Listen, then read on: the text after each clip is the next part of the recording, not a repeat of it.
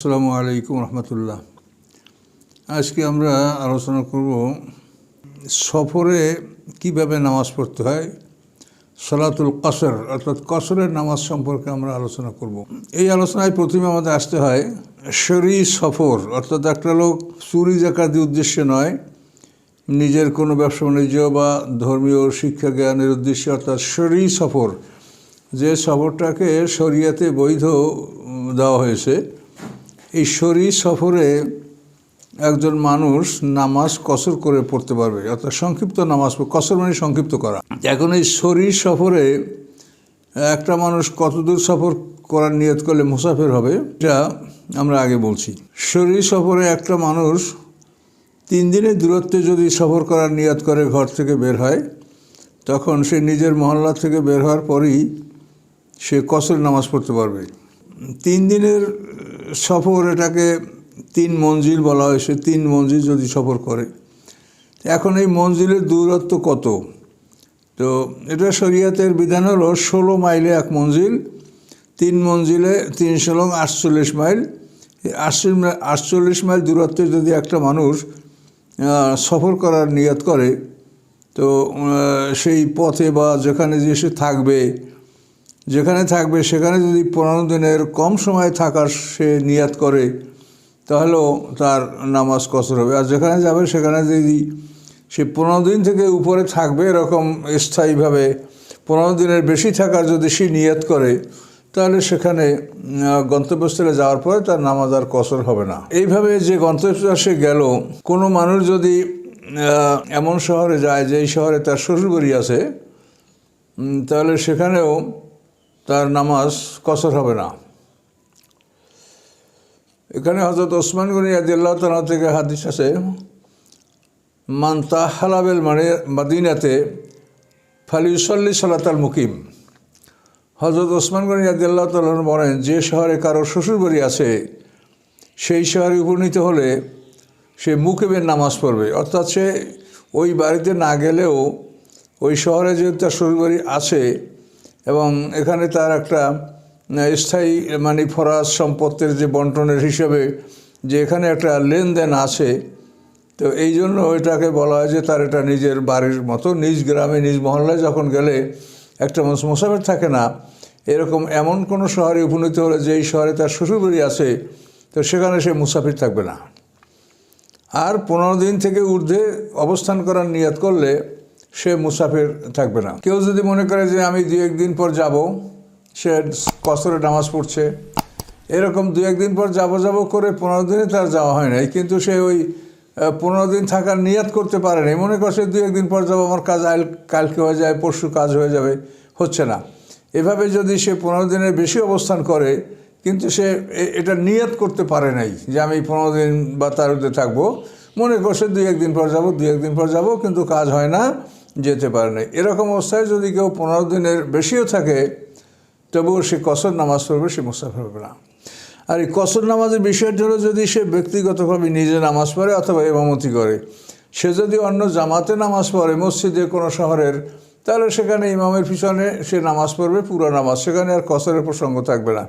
কিন্তু একা নামাজ পড়লে বা চলার পথে এই কসরের বিধানটা আল্লাহ তাআলা দিয়েছে। তো এই কসরে 16 মাইলে 1 মঞ্জিল, 3 মঞ্জিল দূরত্ব সফরের নিয়াত করলে তার উপরে নামাজ কসর হবে। অর্থাৎ সে আসরের নামাজ, জোহরের নামাজ, এশার নামাজ, এই 3 ওয়াক্ত নামাজের ফরজে সে 2 রাকাত করে পড়তে পারবে। এখন এই 48 মাইল দূরত্বের সফরের জন্য নিয়ত করবে। তো এখন এই মাইলটা কত বড়, এটা নিয়ে একটা সমস্যা। দেখেন, এটা কিন্তু আমাদের একটা জীবন। আমরা মনে করেন এখন যে 75-76 বয়সে আছি, আমরা আমাদের জীবনে অনেক পরিবর্তন দেখেছি। আমরা প্রথম দেখেছি 64 পয়সায় 1 টাকা, 4 পয়সায় 1 আনা, 16 আনায় 1 টাকা। এখন এইটা কিন্তু এই সমাজের যুবকরা এটা হয়তো জানেই না যে 4 পয়সায় 1 আনা, 16 আনায় 1 টাকা, 64 পয়সায় 1 টাকা, এরকম টাকা ছিল। তারপরে আসলো 100 পয়সায় 1 টাকা। এই মুদ্রার পরিবর্তন আমরা আমাদের বয়সে এগুলো আমরা দেখতে পাচ্ছি। এইভাবে মাপের পরিবর্তন। আগে মাপ ছিল মানে সের, ছটাক, তারপরে তোলা, রত্তি, এগুলি ছিল মাপ। তো এখন ওই সের, তারপরে ছটাক, তোলা, রত্তি মাপ নাই, এখন মিটারে মাপ চলে গেছে। লিটারে আর মিটারে, কেজিতে মাপ চলে গেছে। শরিয়াতের উৎপত্তি স্থল হলো মক্কা মদিনা।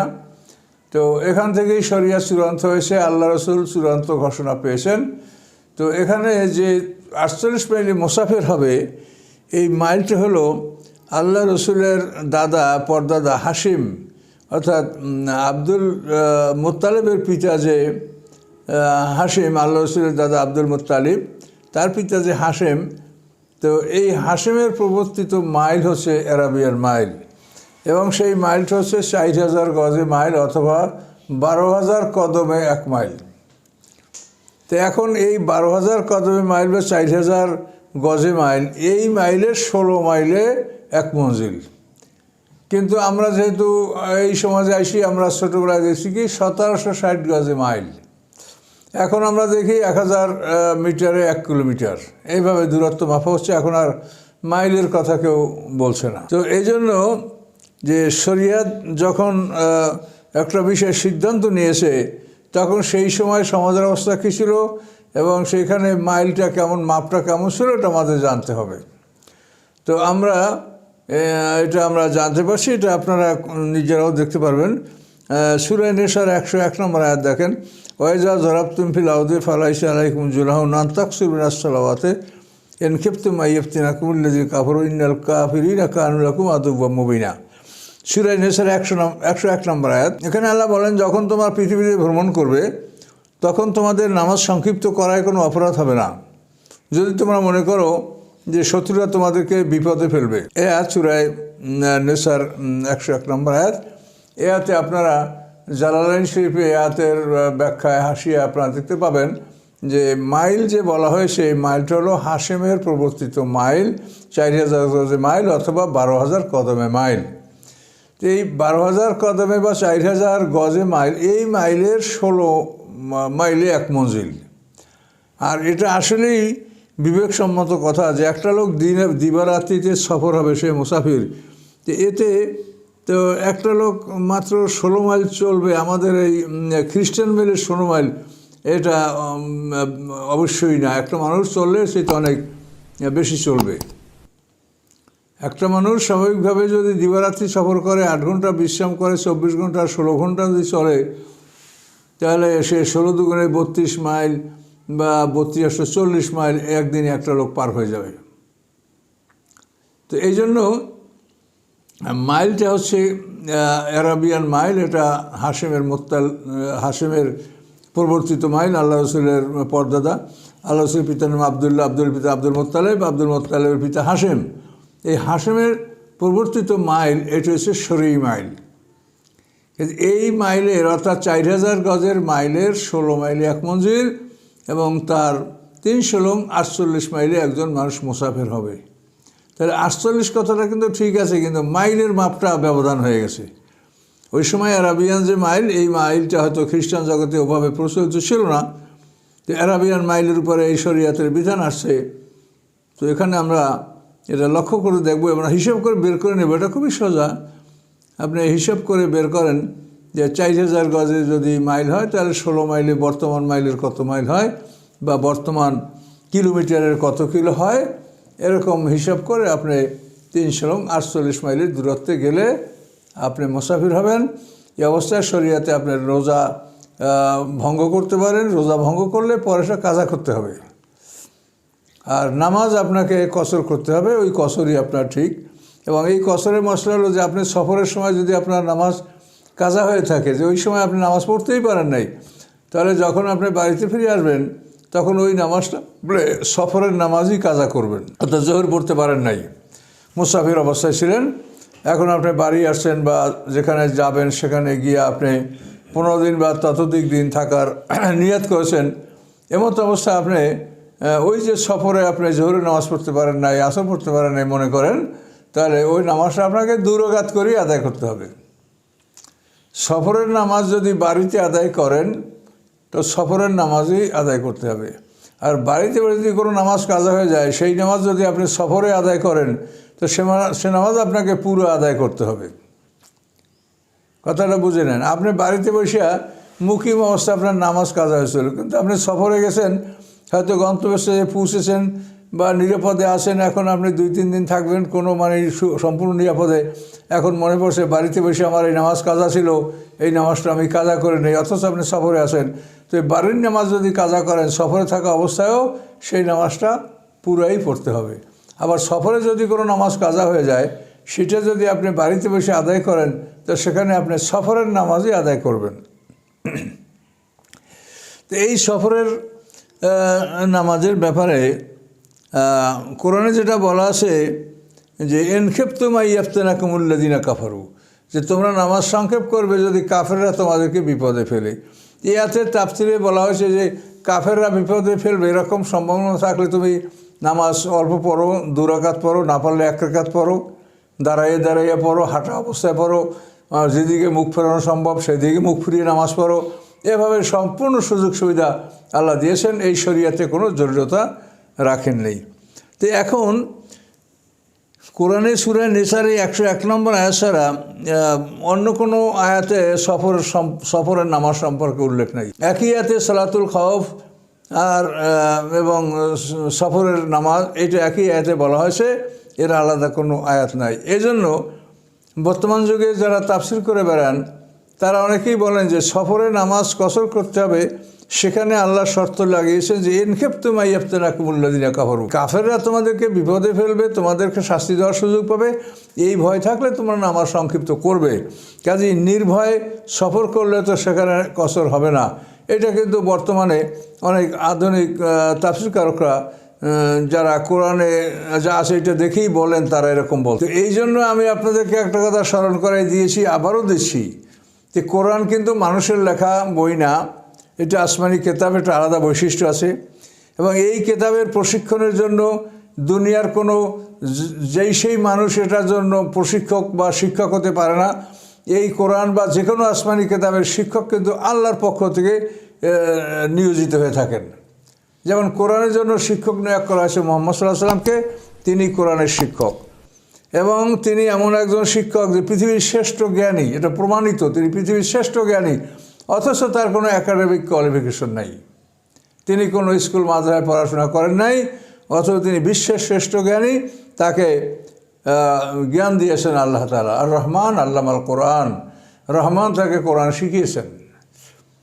কাজে এই শিক্ষক ছাড়া আল্লাহর কেতাবের ব্যাখ্যা কেউ নিজের পক্ষ থেকে যা আপনি দেখেন তাই অর্থ করেন, যা বোঝেন তাই অর্থ করেন, যা জ্ঞানাবারে পান তাই অর্থ করেন, এটা হবে না। এইটা না হওয়ার একমাত্র কারণ হলো যে এটা আসমানি কেতাব, আল্লাহর কেতাব, এটা আল্লাহ পাঠিয়েছেন। এই কেতাবের যদি আমরা যেভাবে শরীয়ত পালন করি, এই ব্যাখ্যা সহ যদি এই কেতাব পৃথিবীতে পাঠানো হতো, তো এই কেতাব আমরা যেভাবে এখন সহজে সব ঘরে ঘরে বহন করছি, চলাফেরা পথে বহন করছি, তাহলে এই কেতাব সেভাবে বহন করা সম্ভব হতো না। তখন ওই বেদের মতো বড় কেতাব হয়ে যেত। এই যে বেদগুলি, এগুলো কত বড় বড় গ্রন্থ, ঋক, সাম, যদু, অথর্ব, এই যে বেদ, এগুলি মহাকাব্য যেগুলির মধ্যে জ্ঞানী মানুষের কথা আছে। এই বেদ এগুলি কিন্তু আসমানি কেতাব না।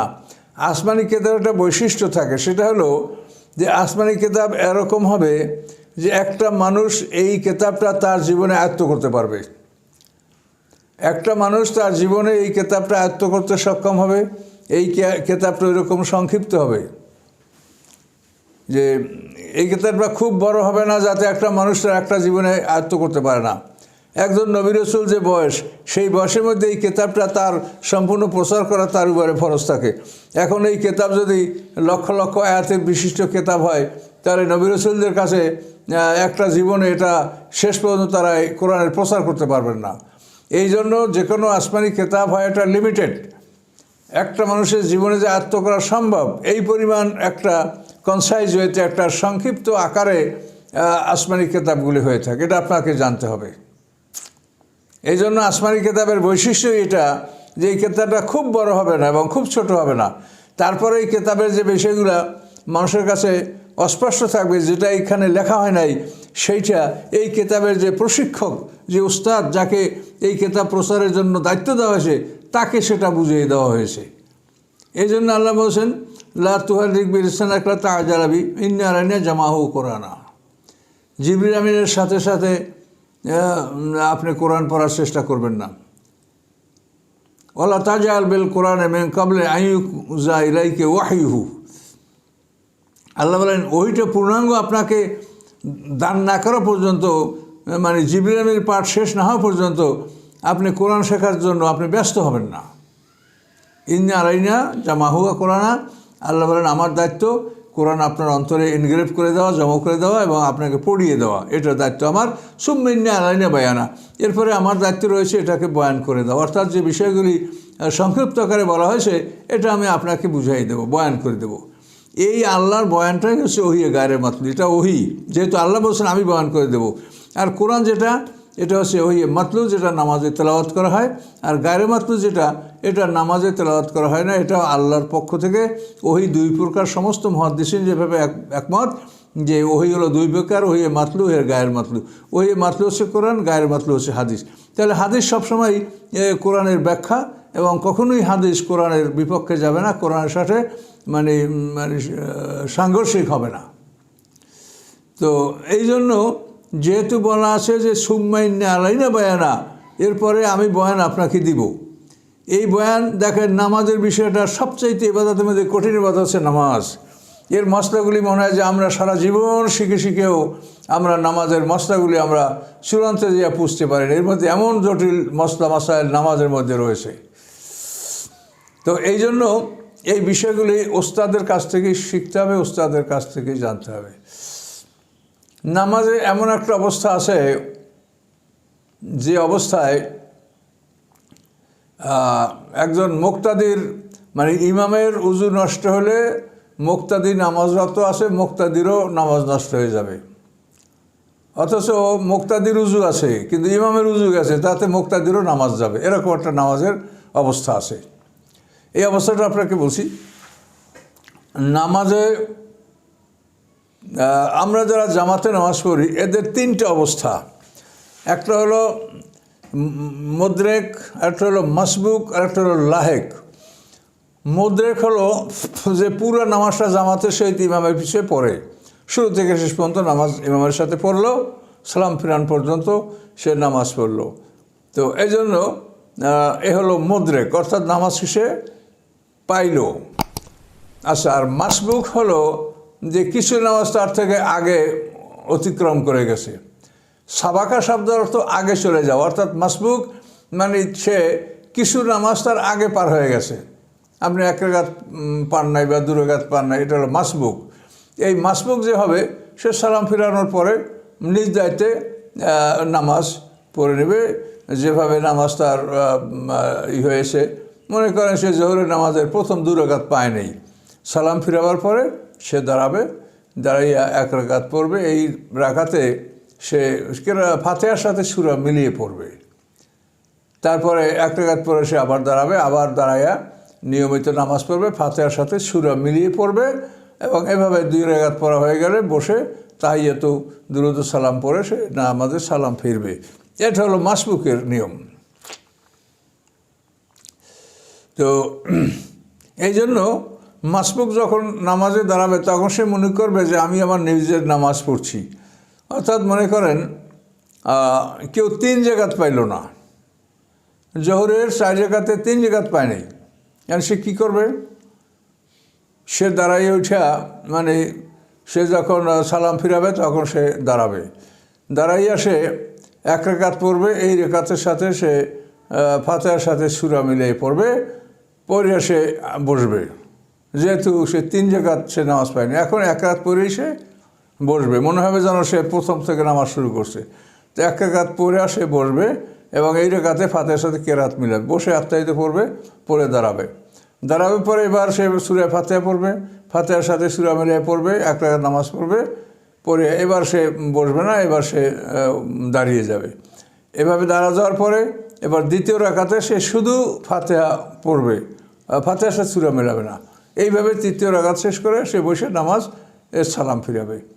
তো এটা হলো মাসবুকের নিয়ম, মাসবুক এভাবে নামাজ আদায় করবে। এটা আমরা হয়ে থাকি, মাসবুক আমরা বলে থাকি, এভাবে আমরা করব। আর যদি কেউ আখিরি বৈঠক পায় তাহলে সে সালাম ফিরার পরে দাঁড়াই উঠে সে মনে করবে যেন নিজের নামাজ পড়ছি, অর্থাৎ প্রথম 2 রাকাত পরে ফাতিহার সাথে সূরা মিলিয়ে পরে বসবে, তারপর দাঁড়াবে, শেষের 2 রাকাতে সে শুধু ফাতিহা দ্বারা নামাজ শেষ করবে। মনে হবে যেন সে নিজেই তার নামাজ পড়ছে, অথচ সে ইমামের জামাতে শরীক হয়েছে, সে জামাতের সব পাবে। এটা হলো মাসবুক। লাহেক হচ্ছে যে যার নামাজ মাঝখান থেকে হারিয়ে গেছে, এই লোক হলো লাহেক। লাহেক হলো এই ব্যক্তি যে ইমামের পিছনে পুরো নামাজ পড়ার জন্য নিয়াত করেছে, কিন্তু 1 রাকাত পড়ার পরে তার উজু ছুটে গেছে। উজু ছুটে যাওয়ার পরে এখন ওই লোকটা মসজিদ থেকে বের হয়ে উজু করে এসে আবার নামাজে শরীক হবে। প্রতিমধ্যে যদি কোনো কথাবার্তা না বলে এবং যাতায়াত ছাড়া অন্য কোনো কাজে অংশগ্রহণ না করে, তাহলে এই লোকের নামাজ হবে, যে হাঁটাচলা করলো তাতেও তার নামাজ ভঙ্গ হবে না। সে 1 রাকাত পরে উজু নষ্ট হয়েছে, উজু করতে গেছে, উজু করে আইসা ইমামকে পাইলো জামাতে। 1 রাকাত, সে 1 রাকাত হয়তো গেল, মাঝখান থেকে 1 রাকাত গেল বা 2 রাকাত গেল, সে ইমামকে এসে জামাতে পেল। তাহলে এই যে লোকটা, এই লোকটা কিন্তু লাহেক, এবং এই লোকটার নামাজ কিন্তু মাসবুকের মতো নয়। এই লোকটা শুধু ইমামের পাশে যেরকম নির্ধারিত সময় সে দাঁড়াই থাকে, কেরাত পড়ে না, ওইভাবে সে চুপে দাঁড়াইয়া থাকে, অতটুকু সময় পর পর পার করে, অর্থাৎ তার উপরে কেরাতটা অজীব না। তারপরে যদি নীরবে সে ফাতিহা পড়ে তো পড়তে পারে, না পড়ে নাও পড়তে পারে, তার উপরে এক কথায় তার উপরে কেরাত অজীব না, যেহেতু সে এই ইমামের পিছনে পুরো নামাজ পড়ার নিয়ত করেছিল। এই নিয়তের জন্যই সেই ইমামের এখনও মুক্তাদি।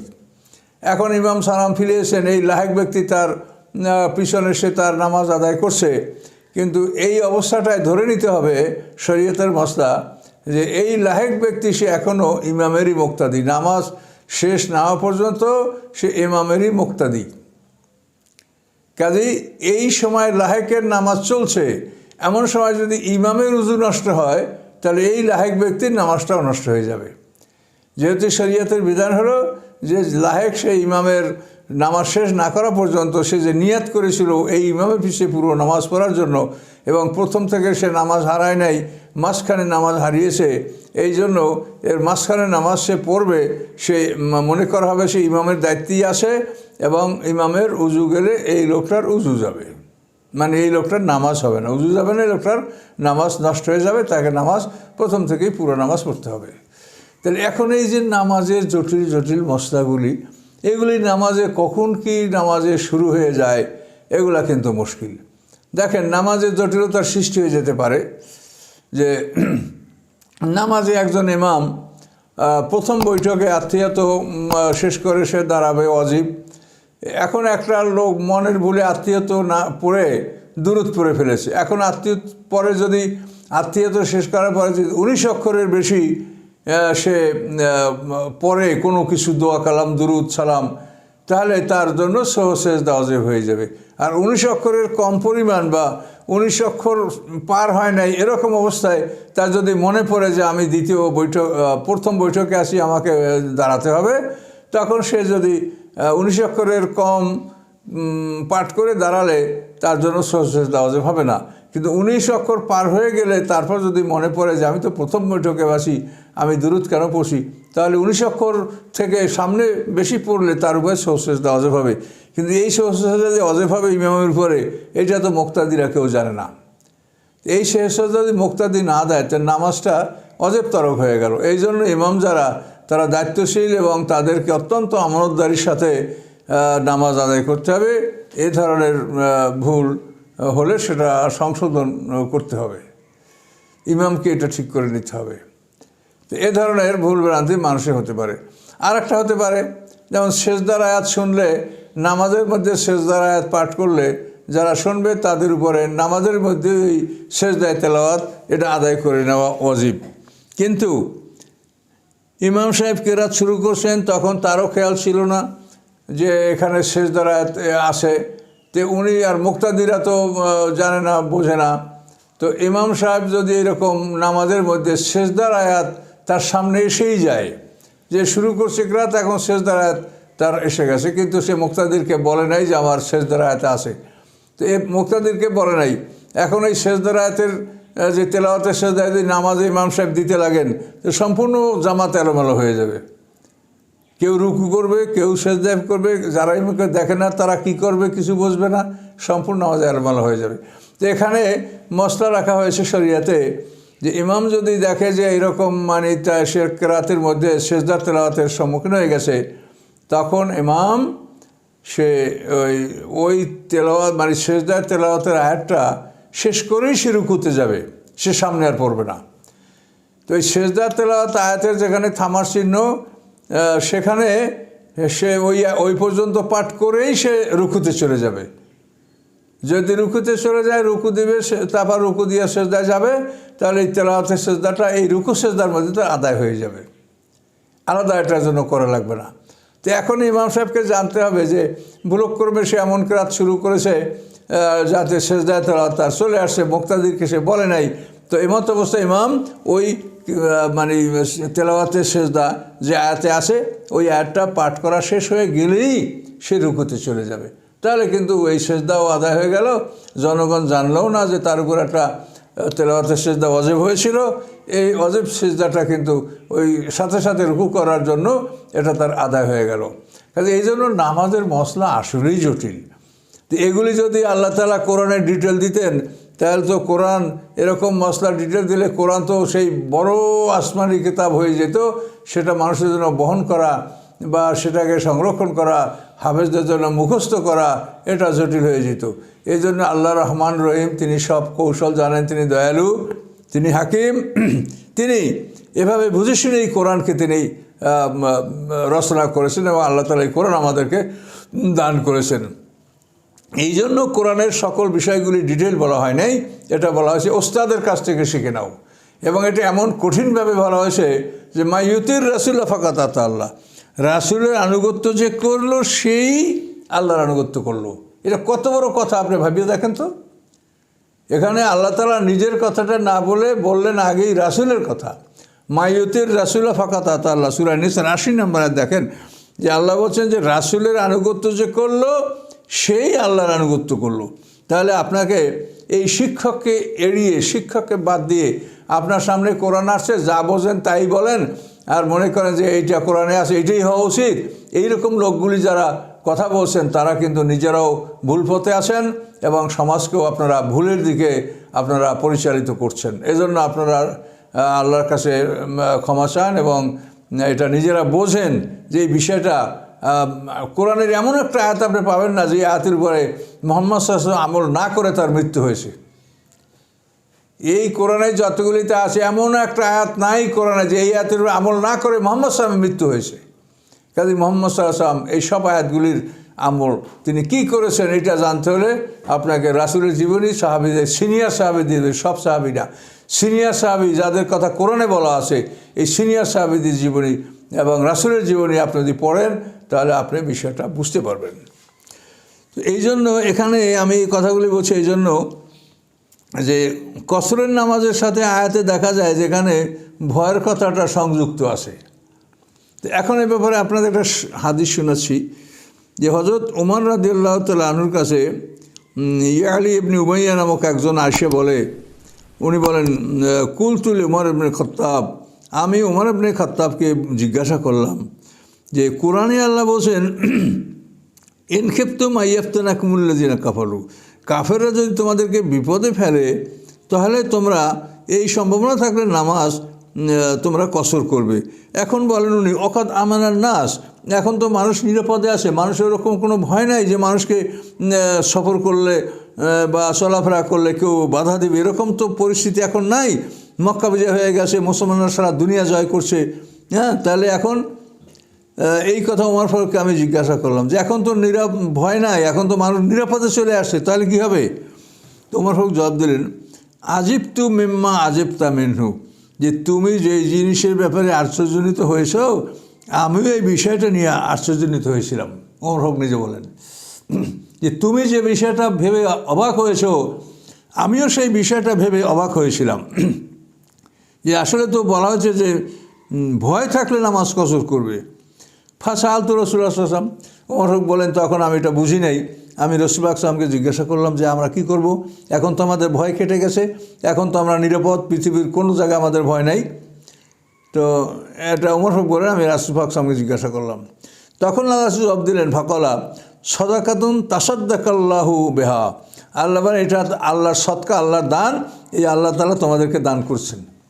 যে তোমাদের যে 2 রাকাত নামাজ কমিয়ে দিয়েছেন আল্লাহর ফরজ, এটা আল্লাহর পক্ষ থেকে এটা অনুদান, এটা তোমরা ফাকবালু সদাকাতাহু, তোমরা আল্লাহর এই অনুদান গ্রহণ করো। ওমর ফারুক বলেন যে আমি আল্লাহ রাসূলকে জিজ্ঞাসা করে আল্লাহ রাসূল এটা বলছেন। তো এজন্য আমরা সফরে কসর নামাজ করব যদি ভয় না থাকে তবুও। কাজে এই জন্য ওস্তাদের কাছ থেকে জানতে হবে যে এই আয়াতের উপরে আল্লাহ রসুল কি আমল করেছেন। আপনি যা বুঝলেন তাই বললেন, তাহলে তো আপনি কি রসুল, আপনি কি কোরআনের ওস্তাদ? আপনার উপরে কোরআন নাজেল হয়েছে? কিছু লোক আমার সাথে এমনভাবে কথা বলেন তাতে মনে হয় যেন কোরআন ওনাদের উপরে নাজেল হয়েছে, ওনারাই এটা সব বোঝেন। কাজে এইরকম কেউ করবেন না, আপনারা বিপদ হবে। আমি আপনাদেরকে কিছুই করতে পারবো না, আপনাদের কাজ আপনি করবেন, আপনার কবরে আপনি যাবেন, কিন্তু আমার কাজ হলো সতর্ক করা। রাসূলের পক্ষ থেকে আমরা বাশির ও নাজির, আমাদের কাজ হলো সতর্ক করা। এই জন্য আমরা সতর্ক করছি যে কোরআনের একটা আয়াত পড়েই আপনি ফতোয়া দিতে শুরু করেন না যে এতে তো এই বলছে। ওরে বাপরে বাপ, কত জ্ঞান! কোরআনে আল্লাহ বলছে মুখমণ্ডল ধৌত করতে, তো কোরআনে তো মজমজা করে ঘর ঘর করে কুলি করতে বলে নাই। তাহলে আপনি নিজেই বুঝে ফেললেন এই উজু কীভাবে করতে হবে, গোসল কীভাবে করতে হবে, এটা আপনি আপনার ওস্তাদের কাছ থেকে শিখবেন না, এটা রাসূলের কাছ থেকে আপনি শিখবেন না, সিনিয়র সাহাবীদের থেকে শিখবেন না। আপনি বুঝেছেন, এটাই আপনার জন্য যথেষ্ট। এই কোরআনে কি এইভাবে কোনো জিনিস স্পষ্ট আছে? এটা সংক্ষিপ্ত আকারে সব বলা হয়েছে। কাজে এই জন্য বিষয়গুলি সম্পর্কে আপনারা সতর্ক হন। আমার কথা আমি বললাম, বাকি হিসাব কিতাব আল্লাহর হাতে, সেটা আল্লাহ বলেছেনই আলাইকাল বালাগ ওয়া আলাইনাল হিসাব। কোরআনের ব্যাপারে কেউ নিজে নিজেই এভাবে যা বোঝেন তাই বলার চেষ্টা করবেন না। সম্মানিত শুধু এখানে আব্দুল ইবনে আব্বাস থেকে হাদিস বর্ণিত আছে। আব্দুল ইবনে আব্বাস রাদিয়াল্লাহু বলেন, সাফার রাসূলুল্লাহ সাল্লাল্লাহু আলাইহি ওয়াসাল্লাম বাইনা মক্কা ও মদিনা, আল্লাহ রসুল মক্কা মদিনা সফর করেছেন আমনান, সেখানে একেবারে সম্পূর্ণ নিরাপদ। লা ইয়াখাফু ইল্লাল্লাহ, আল্লাহ ছাড়া কাউকে ভয় করার মতো ছিল না। ফাসাল্লা রাকাতাইনে, এই মক্কা মদিনার সফরে আল্লাহ রসুল সম্পূর্ণ নিরাপদে সফর করেছেন, কিন্তু সেখানেও আল্লাহ রসুল যেখানে 4 রাকাত বিশিষ্ট নামাজ সেখানে 2 রাকাত পড়েছেন। তো এই সাহাবীরা কারা? এরা কিন্তু আল্লাহ অত্যন্ত ঘনিষ্ঠ। আব্দুল আব্বাস আল্লাহ রসুলের চাচাতো ভাই, তারপর ওমর ফারুক আল্লাহ রসুলের শ্বশুর, ভেস্টের রোকন, এরাই কথাগুলো বলছে। কাজে এই জন্য কোরআনের কোনো বিষয় আপনাকে ফতোয়া দিতে হলে এটা আপনাকে জানবেন যে আল্লাহ রসুল আয়াতের উপর কী আমল করেছে, এটা আল্লাহর হস্তে আপনারা দেখে এটা করেন। আর যদি নিজে যা বলেন তাই বলেন, তাহলে তো আপনি নিজেই সব কিছু বোঝেন, এটা কিন্তু ঠিক হবে না। কোরআন বোঝা আল্লাহ সহজ করে দিয়েছে, এটা ঠিক, কিন্তু আপনি সহজ করেছে কাকে? সুম্মাইন্না আলাইনা বায়ান, এটা কাকে বলা হয়েছে? মুহাম্মদ সাল্লাল্লাহু আলাইহি ওয়াসাল্লামকে বলা হয়েছে। আমি আপনাকে বুঝিয়ে দেব। কোরআন সোজা, আসমানি কিতাব সবই সহজ, কিন্তু এই কিতাব বোঝানোর জন্য আল্লাহ নিজের পক্ষ থেকে যে ওস্তাদ মনোনয়ন করেন, এটা আপনাকে বুঝতে হবে যে সহজ জাতি হোক, এটার মধ্যে আবার জটিলতাও তেমন আছে, যার জন্য আল্লাহ নিজে এই আসমানি কিতাব এটা আমাদের কাছে ছেড়ে দেন নাই, এটার জন্য তিনি ওস্তাদ সহ পৃথিবীতে এই কোরআন পাঠিয়েছেন, এবং সেই ওস্তাদের মাধ্যমে আমরা কোরআন বুঝেছি। আল্লাহকে বিশ্বাস তো সবাই করে, এই মক্কার মুশরিকরা সবাই আল্লাহকে বিশ্বাস করে, কিন্তু তারা মুশরিক কেন, কাফের কেন? এখন আপনি যদি মনে করেন আমি আল্লাহকে বিশ্বাস করি, পরকাল বিশ্বাসী, ভালো কাজ করে ভেস্তে চলে যাব, এটা যদি এত সহজ মনে করেন, কিন্তু হবে না। ঈমান বলতে কী বোঝায়, এটা মুহাম্মদ সাল্লাল্লাহু আলাইহি ওয়াসাল্লাম বুঝে নিতে হবে। তো সম্মানিত শুধু আজকে আমরা এই পর্যন্ত আলোচনা শেষ করলাম। আসসালামু আলাইকুম। ও সম্মানিত শুধু কসর নামাজে অন্য একটা সংক্ষিপ্ত বিষয়, যে কসর নামাজে আপনি ফরজ কসর করবেন, এরপর সুন্নাত যেগুলি আছে, বেতের নামাজও আপনাকে পড়তে হবে যেহেতু ওয়াজিব। এছাড়া যে আমরা জোহরের আগে পরে সুন্নাত পড়ি, আসরের আগে, তারপরে এশার পরে, মাগরিবের পরে, এই সমস্ত সুন্নাতগুলির ব্যাপারে কসরের মাসলা হলো যেগুলি আপনি যদি সময় থাকে পড়লে পড়তে পারেন, যে সময় যদি না থাকে তাহলে নাও পড়তে পারেন। এটার ব্যাপারে শরীয়তে কোনো কড়াকড়ি নেই।